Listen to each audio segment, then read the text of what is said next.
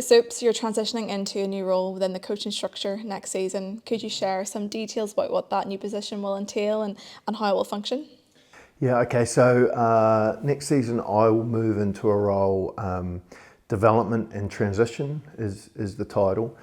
So that'll be really focused around the individual development of all the players in the squad. So the whole squad and looking at their individual development programs, but the most focus will go on the younger guys at the younger end of the senior squad, particularly the guys that are just coming out of the academy into professional senior rugby for the first time, and just helping with their transition into the professional game and making sure that we continue to develop those young guys. And there's a great job goes on in the academy in terms of individual development, so we've got to make sure that we continue that when they move into the senior squad.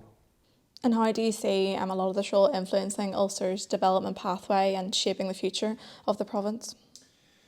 Yeah, well, I think it's really important for us at Ulster that we have a lot of players coming out of the club and school pathway. There's a great deal of work going on out there, and we need to make sure that we're developing and realising as much potential as we can in those athletes. So part of this job is tied very much with Bryn's strategic 3-year plan and making sure that that those players that are maybe 19, 20 at the moment, in 3 years' time, they're a core part of our senior group.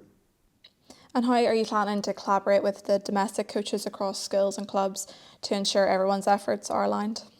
Yeah, well, I think that's a huge part of the role, and a part that Bryn is stressed is so important that we make sure that our coaches working in the pathway are aligned with the vision that we have for the game, and that we support them.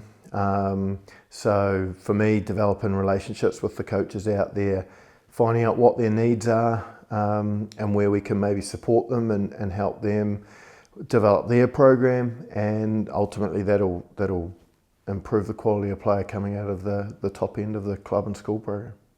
And moving into this new role, what is it that's going to excite you the most?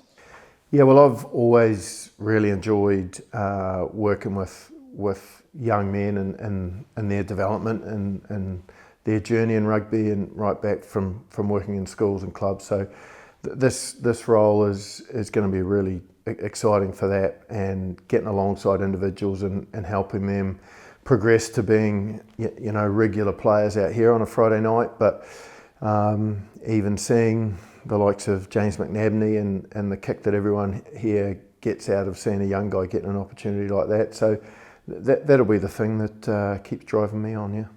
And finally, as you look into next season, what does success look like in this new position? Yeah, well, as I said, it's part of the 3-year strategic plan. So a lot of the success will be looked at over a longer term.